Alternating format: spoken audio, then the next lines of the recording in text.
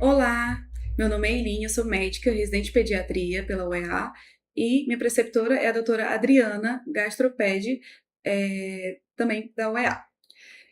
O tema de hoje vai ser a abordagem da obesidade infantil.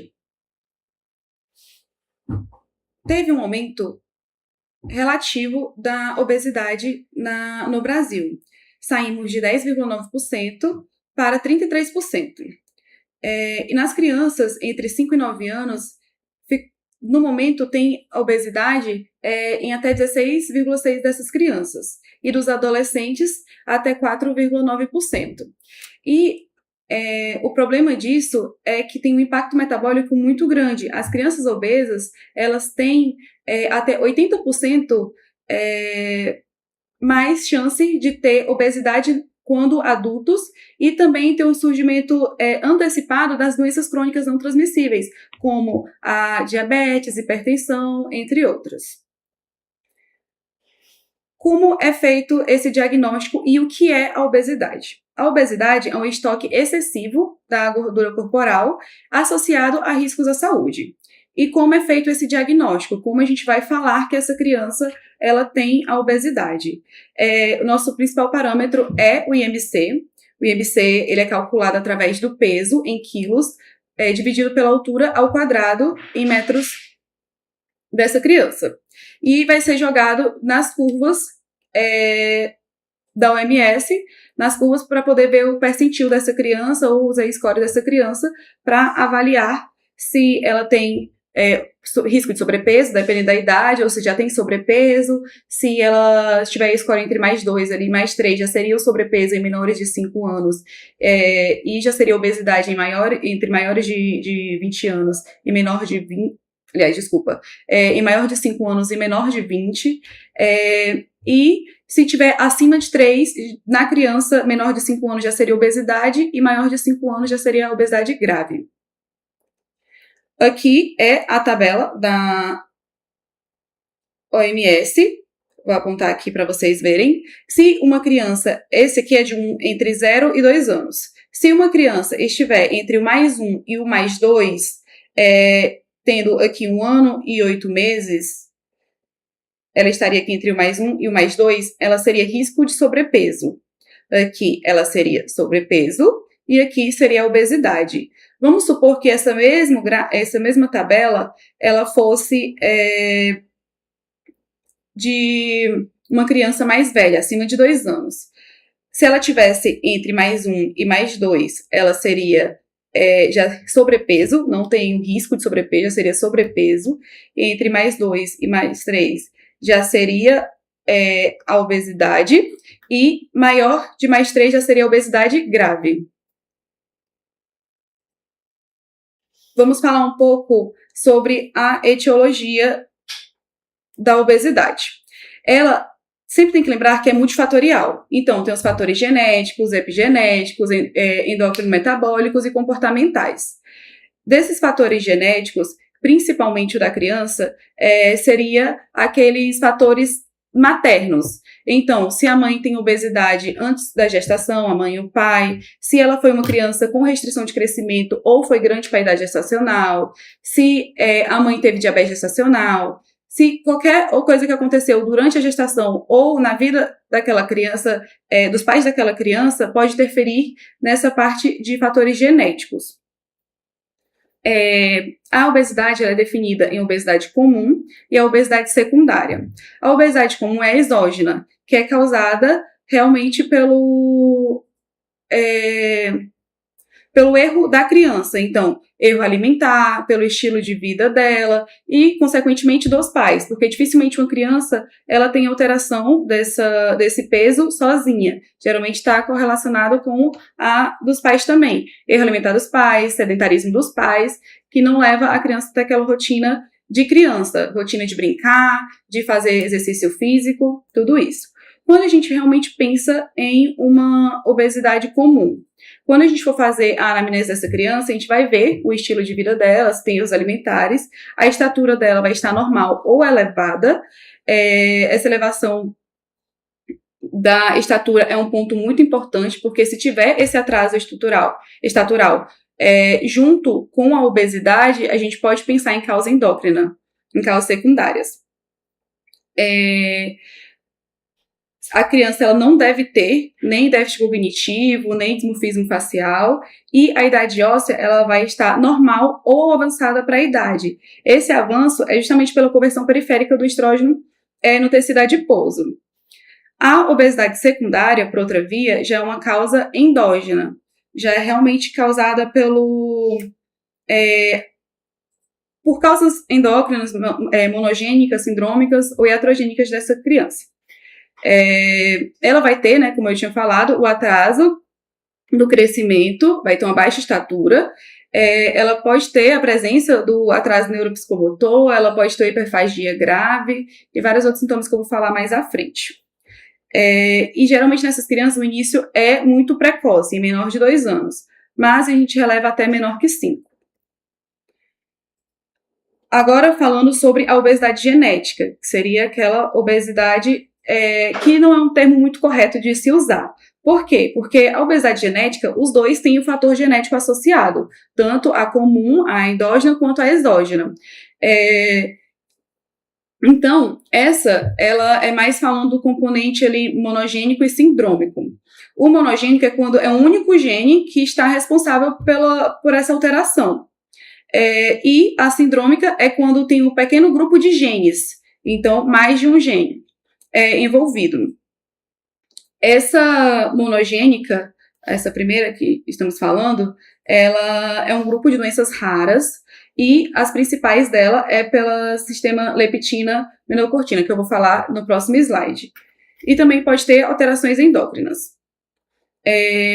A sindrômica tem mais de 100 síndromes, não teria como falar sobre todas elas nessa aula, mas nós vamos citar a principal.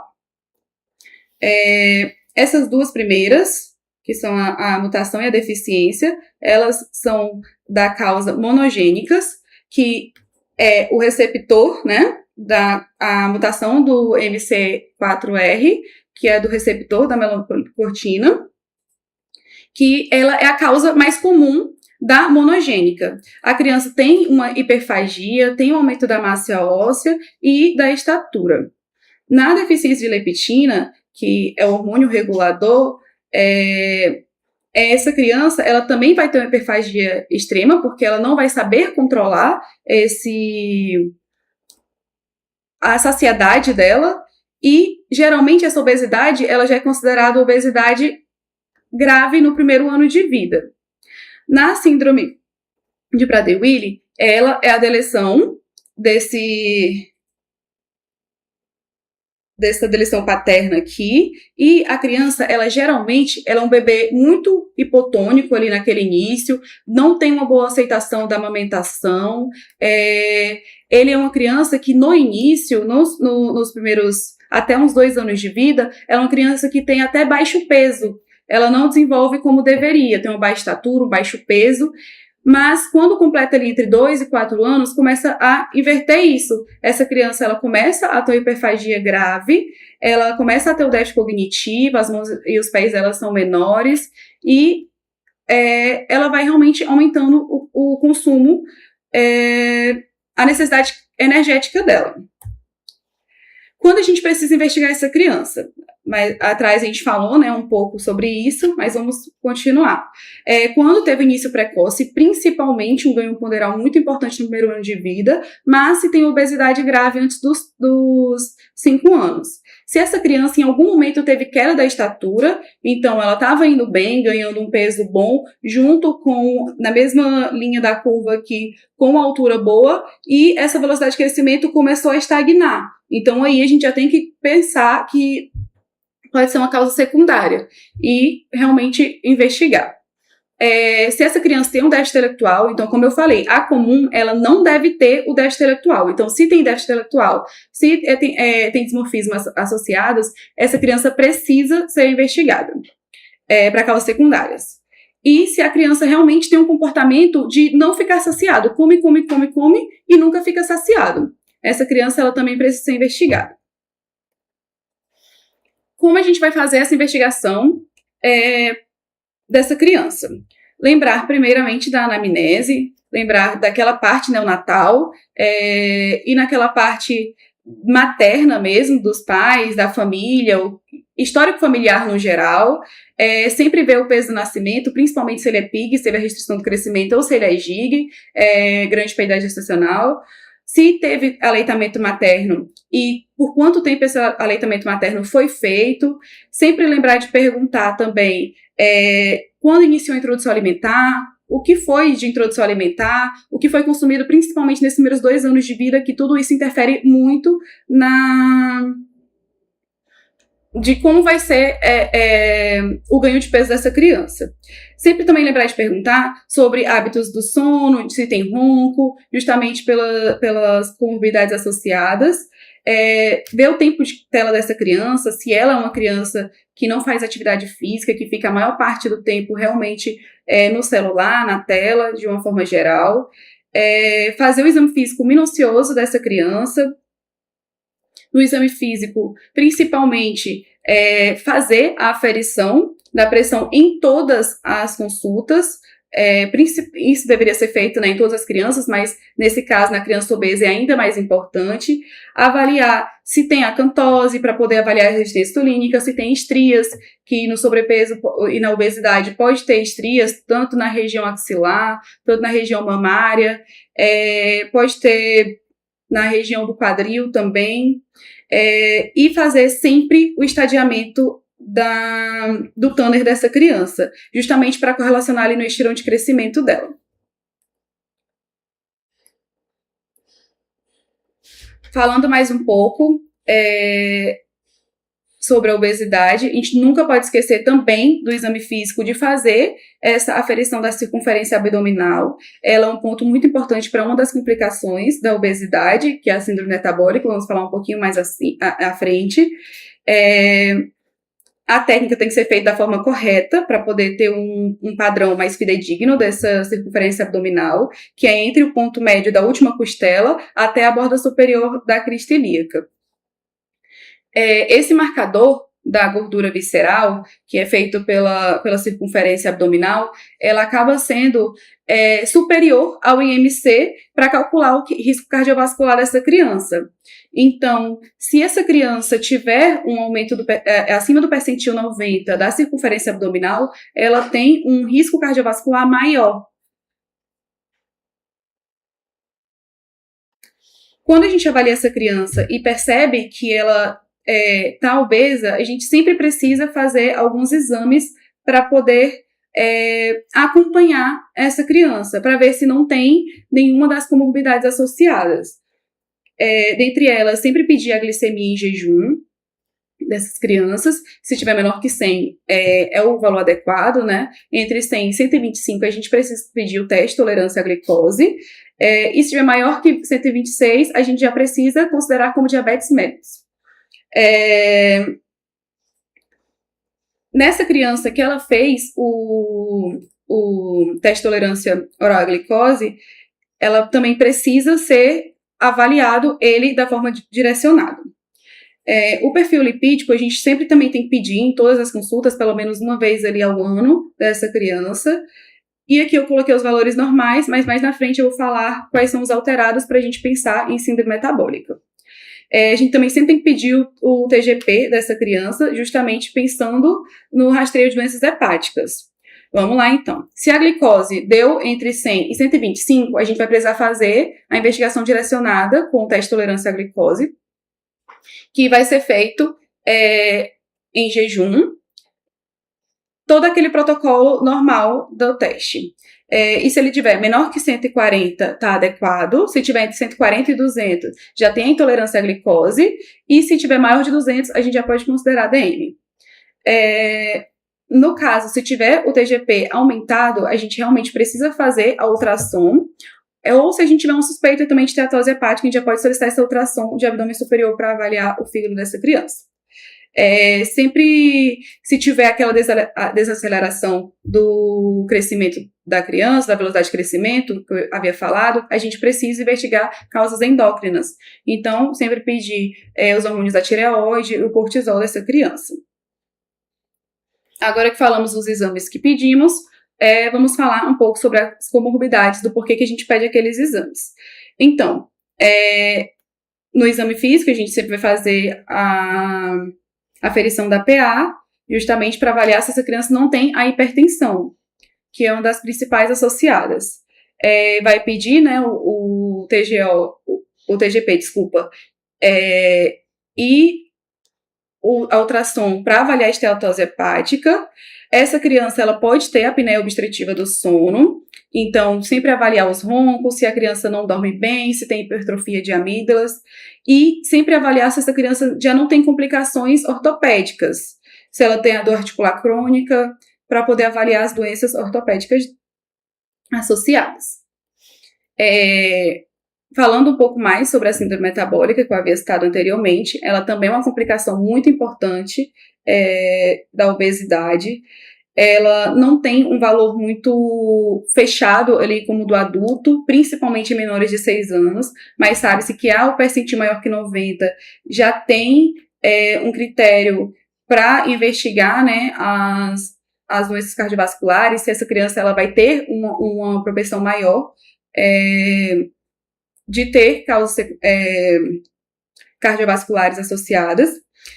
Entre 10 e 16 anos, a gente já tem um valor de referência melhor para poder avaliar, que seria, obrigatoriamente, o percentil maior que 90, o triglicerídeos maior que 150, o HDL menor que 40, a alteração da pressão arterial e a glicemia maior que 100, independente se ela está pré-diabética ou diabética, que já entra como critério. Essa avaliação, ela é feita obrigatoriamente com o percentil 90 e mais 2 das seguintes, né, que eu falei. Agora, como a gente vai abordar essa criança? Geralmente a gente divide em estágios. Como seria esse estágio? A gente vai tentando, passo a passo, fazer com que aquela criança tenha a perda de peso ou que ela tenha o crescimento e mantenha o mesmo peso para poder diminuir o IMC e sair da obesidade, sobrepeso, risco de sobrepeso.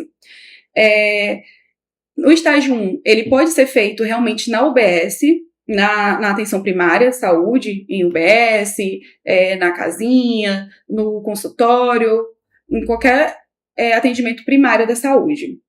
O foco dessa criança é principalmente corte de bebidas adoçadas, altamente calóricas, redução dos alimentos ultraprocessados, dos alimentos calóricos, focar mais em frutas e não no suco da fruta e reduzir a tela dessa criança para menos de 2 horas ao dia. Lembrar que essa redução de 2 horas ao dia é em crianças maiores de 2 anos, porque menores de 2 anos elas não devem ter acesso à tela. Então, se tiver acesso, realmente cortar o acesso à tela dessa criança.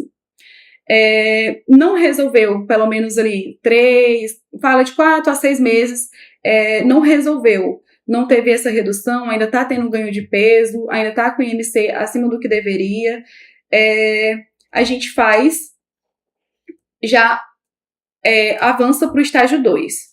Esse estágio 2, ele ainda pode ser feito na atenção primária, mas ele já precisa ter as refeições mais planejadas para aquela criança, com um plano alimentar supervisionado, ter as consultas, nesse caso, pode ser mensal, não precisa ter um curto menor, mas sempre reavaliando essa consulta pelo menos mês a mês no início, para ver se realmente está tendo essa boa adesão, principalmente não só da criança, mas sim da família, e sempre lembrar do exercício físico, lembrar que essa criança ela precisa sair da tela e fazer um exercício físico, ela precisa se exercitar, fazer uma atividade realmente por pelo menos 1 hora ao dia. Se depois de 6 meses ali nessa estágio 2 não teve uma resposta esperada, não está realmente surtindo efeito, aí sim a gente vai para o estágio 3. Então não adianta a gente já começar, né, lá no estágio 3, no estágio 4, a gente realmente tem que ir tentando por partes.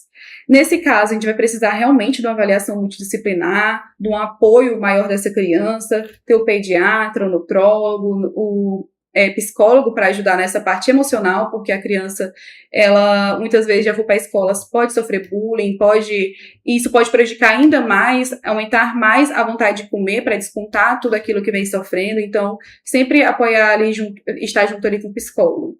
E ter o educador físico para ajudar nessa atividade física dessa criança, mas sempre lembrando que a família tem que acompanhar, tem que estar junto da atividade física, que é para realmente a criança ficar motivada.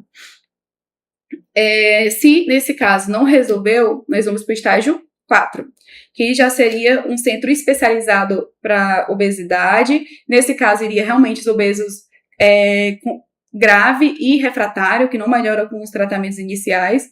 E aqui a gente pode avaliar a farmacoterapia, pode avaliar uma cirurgia bariátrica, que não vou citar tanto sobre ela aqui, mas mais à frente vou falar um pouquinho melhor.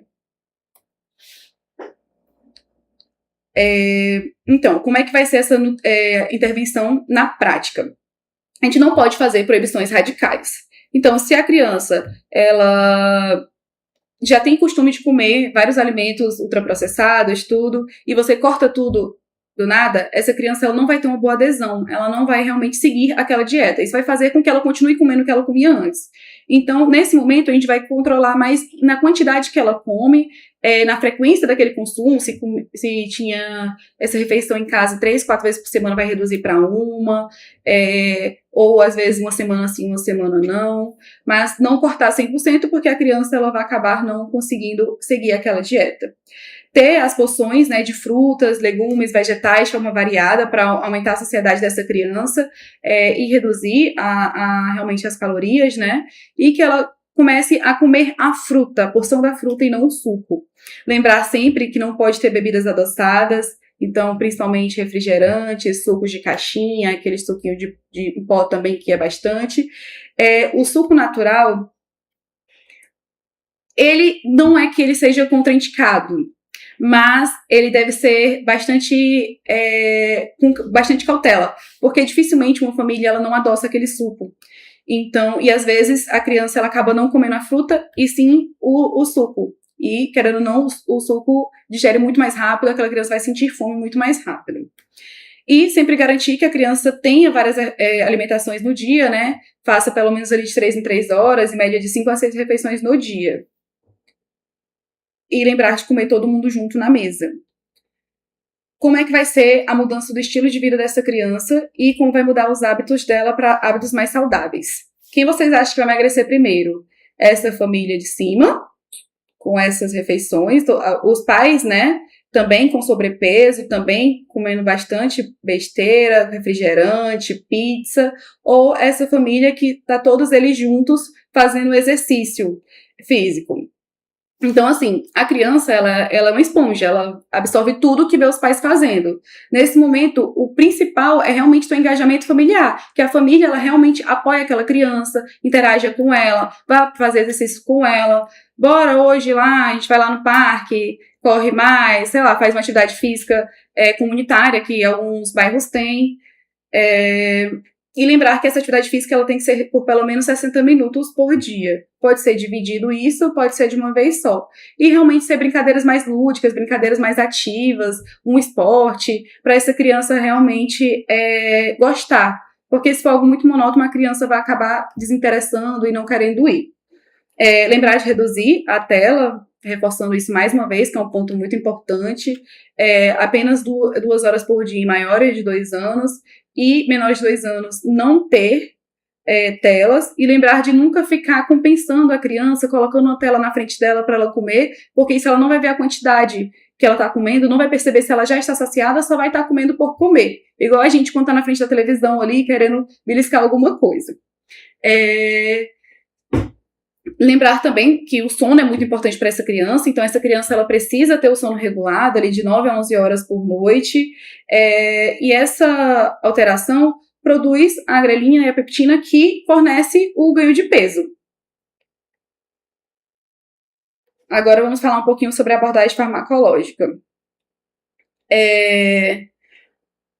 As principais indicações da farmacológica é quando a criança tem maior de 12 anos e ela tem uma obesidade grave e com comorbidades.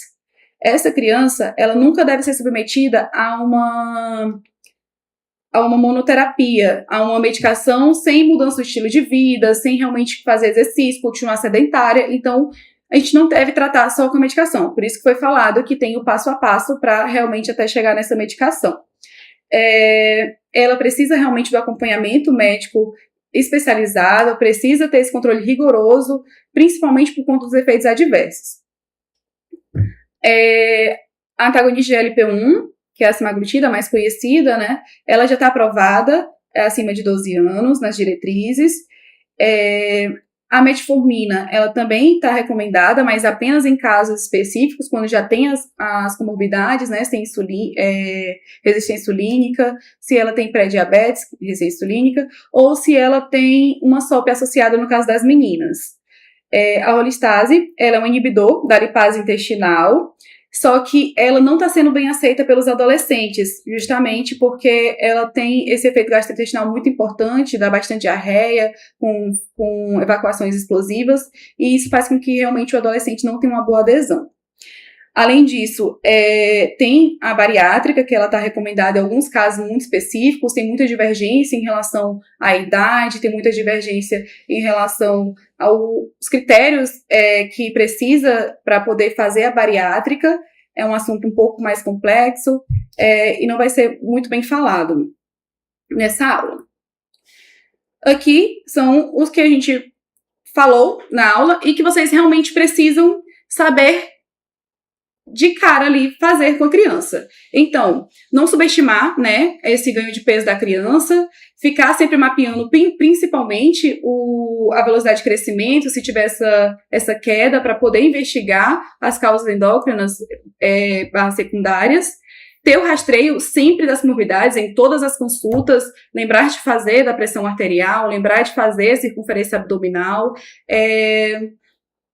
pelo menos uma vez ao ano ali, fazer o perfil lipídico dessa criança, a glicemia dela, o TGP, justamente para poder, se tiver alguma comorbidade, conseguir intervir no tempo mais precoce possível. E lembrar de tratar sempre o ambiente que a criança vive e não só a criança. Então, sempre estimular bastante a família a ter todo aquele apoio com a criança. Essas são as referências usadas. Agradeço pela aula e muito obrigada.